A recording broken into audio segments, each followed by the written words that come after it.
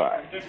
I want that. I need that. You deserve that, Jon Batiste, but I'm sorry, no, the answer is B, the puncher. How can you be expected not to cross the line if you don't know where the line is? So we're training robots to punch us. Yeah. Oh, that's going to end well. All right, John. Don't do that, robot, or you might end up taking over the world.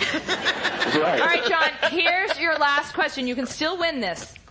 Someday, robots will dominate us in every physical task, but for now they're helping us. Which of these is a real robot helping athletes? A, the Tomaton, a tiny robot that sits on your shoulders and helps fight fatigue by feeding you tomatoes as you run.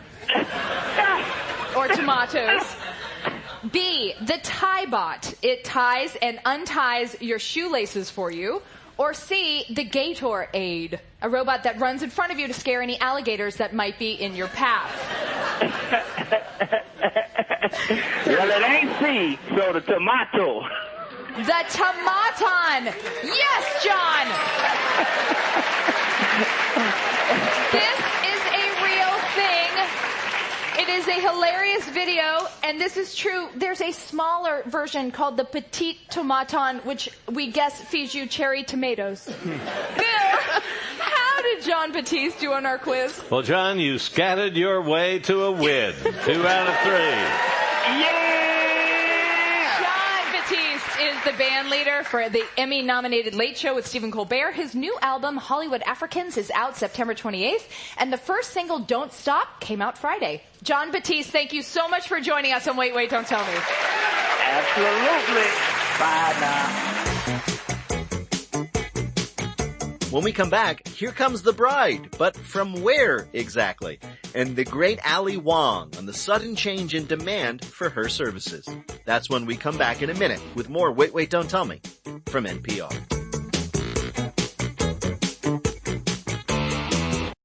This message comes from NPR sponsor Home Instead. With Home Instead, you can become a caregiver to older adults with a career that makes a difference. No matter what roles you've had, you can turn all that experience into a rewarding career that can make a difference to the lives of older adults. As a caregiver, you'll have a flexible schedule, personal benefits, and most of all, a job that feels like home. Apply at homeinstead.com/NPR.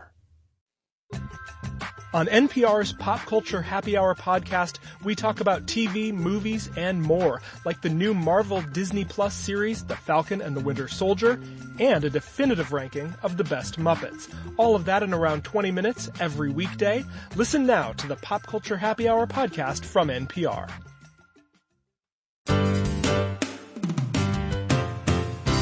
From NPR and WBEZ Chicago, this is Wait, Wait, Don't Tell Me, the NPR News Quiz.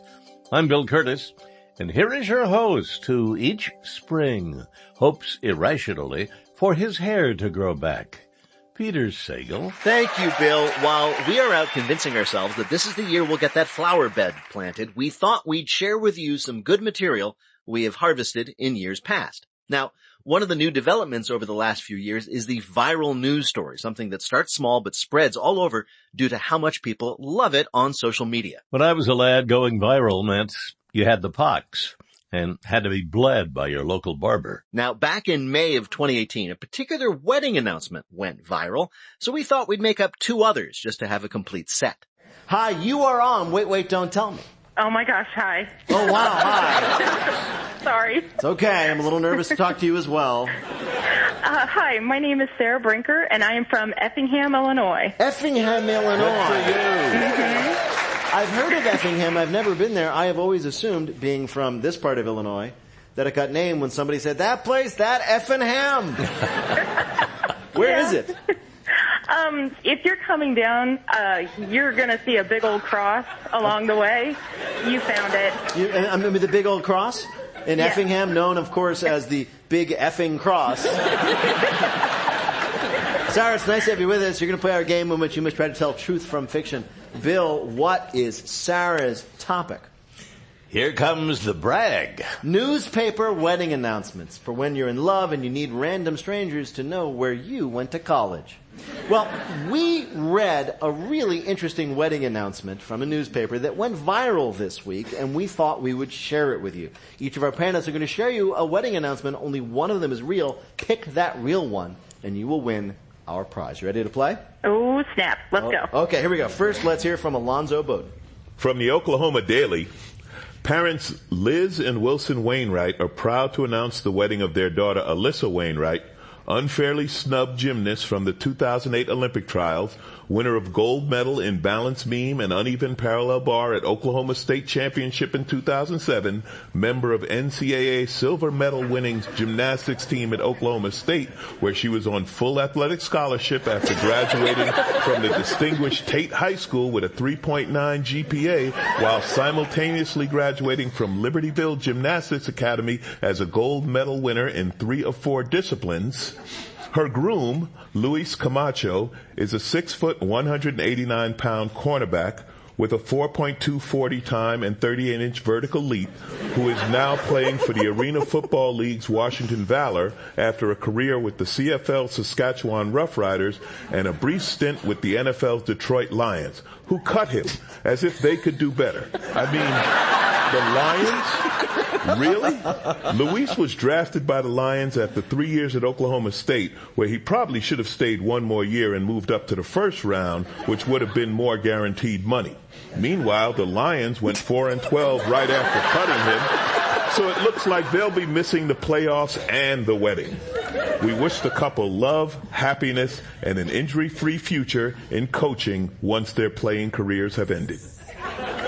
2 athletes, a little bit frustrated, but very good, get married in Oklahoma. Your next story of true love condensed into one paragraph comes from Helen Hong. From the Palm Beach Post. The bride, a graduate of the Fay School and Miss Porter School, graduated from Georgetown University. She is a member of the Daughters of the Colonial Wars, the Society of the Friends of St. George's, and descendants of the Knights of the Garter, and the Metropolitan Club in Washington, D.C. She is descended from the French Count Guarin de Metz and the English Baron Fulke Fitzwarren, who was at Magna Carta. They were the subjects of the famous 13th century manuscript, The Romance of Fulke Fitzwarren. She was presented to society at the Infirmary Ball and International Debutante Ball in New York City, Bachelor's Cotillion in Baltimore, Queen Charlotte's Ball in London, and was chosen to represent the United States at the Opera Ball in Vienna, Austria. She is director of the Spam Museum in Minnesota.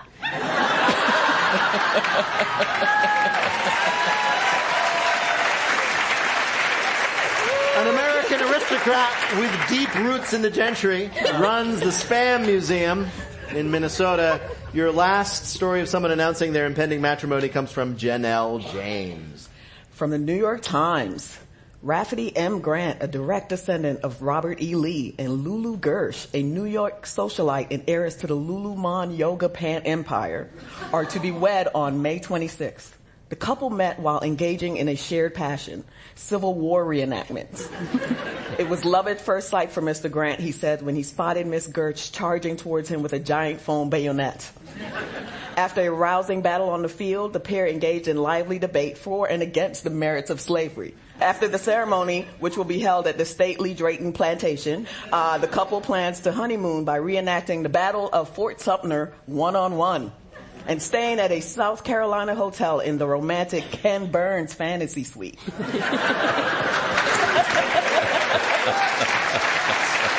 All right.